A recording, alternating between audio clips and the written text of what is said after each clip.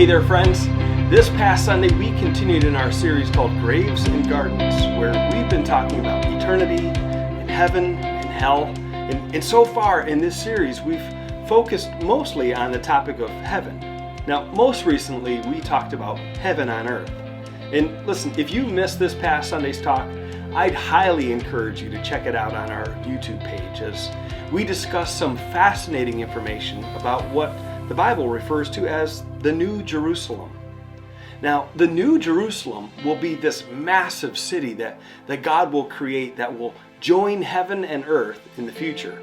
And this city is what people often think about when they talk about the pearly gates and the streets of gold.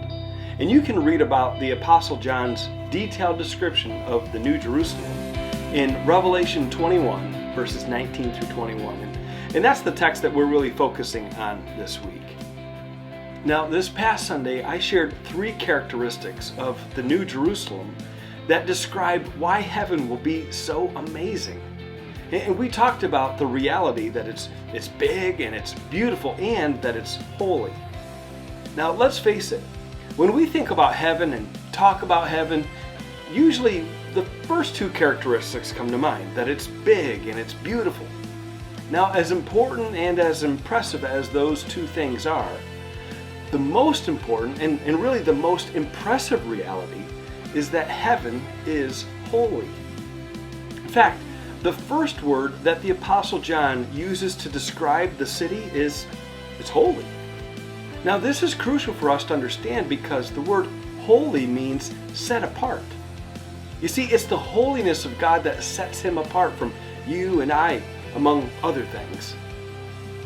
You know, here on earth, it's the lack of holiness that separates us from God who is holy. And in heaven, there will be no sin. We will all be holy. In fact, think of it this way. Holiness closes the gap in heaven.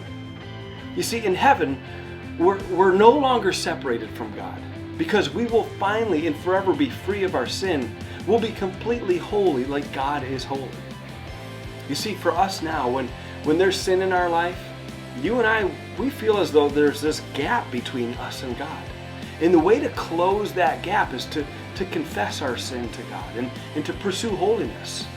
You see, holiness closes the gap on earth as well.